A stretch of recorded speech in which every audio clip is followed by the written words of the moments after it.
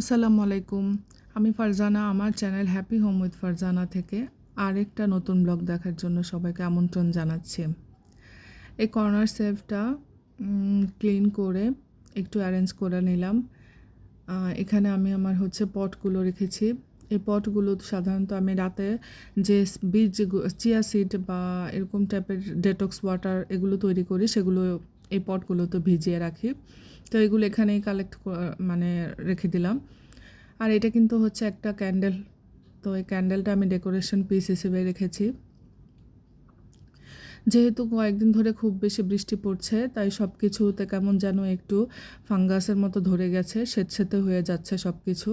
সেটা কাঠের জিনিস হোক বা যে কোনো জিনিসের মধ্যে অনেক বেশি ফাঙ্গাস পড়ে যাচ্ছে। তো আমার এই মরিচের গুঁড়াটাও একটু কেমন জানি হয়ে গেছে। তো আমি এটা সংরক্ষণ করি কিভাবে সেটাই আজকে দেখাচ্ছি।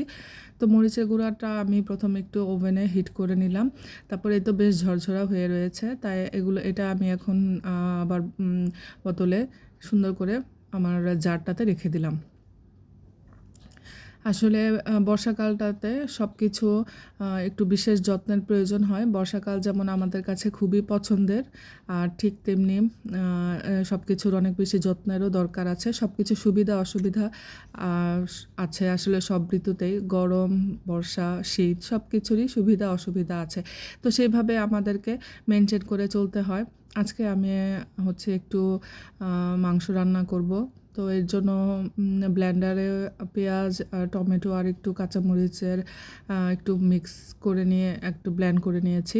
তো এই মিক্সারটা দিলে হয় কি, গ্রেভিটা একটু ঘন হয়। তো এখানে আদা রসুন দিয়ে আমি একটু ভালো মতো ভেজে নিচ্ছি।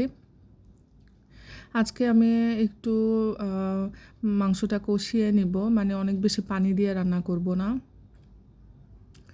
এখানে আমি হলুদ, মরিচ আর ধনে, জিরা সব মশলা একসাথে করে ভালো মতো ভেজে নেব।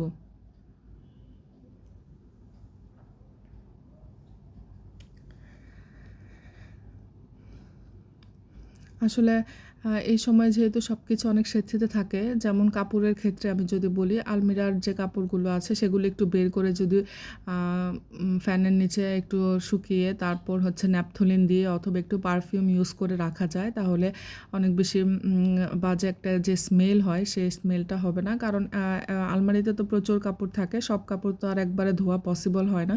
তো আমি তো এভাবেই সংরক্ষণ করি। মানে এই তো মাংসটা আমি দিয়ে দিচ্ছি।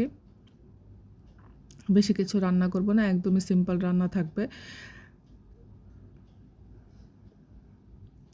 মাংসটা ভালো মতো কষিয়ে নিয়ে তারপরে আমি এটার যে পানিটা উঠে সেটাতেই আজকে রান্নাটা আমি কমপ্লিট করব।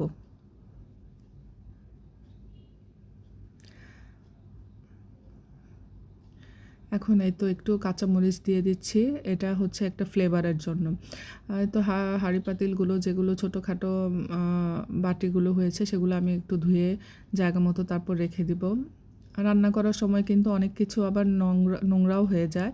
তো দেখা যায় যে আমার যে হেল্পিং হ্যান্ড আছে, উনি ধুয়ে দেওয়ার পরেও যে এরকম না যে ধুইতে হয় না বা ঘর ঝাড়ু দিতে হয় না, আর সব কিছুই আবার ডাবল বারবার করতে হয়।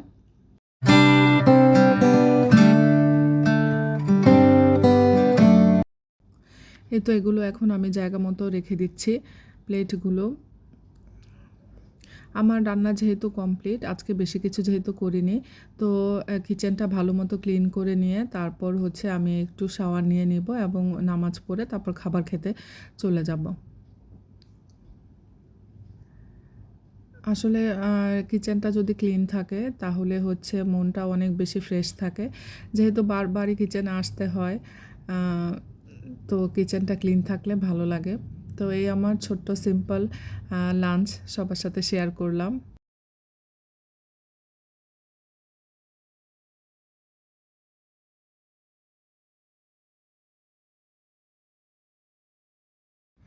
এই তো আমি পোলাও রান্না করেছিলাম আজকে, একটু পোলাও আর জাস্ট মাংস, আর কিচ্ছু না। তো সবাইকে আমার নেক্সট ব্লগ দেখার জন্য আবার আমন্ত্রণ জানাচ্ছি। আল্লাহ হাফেজ।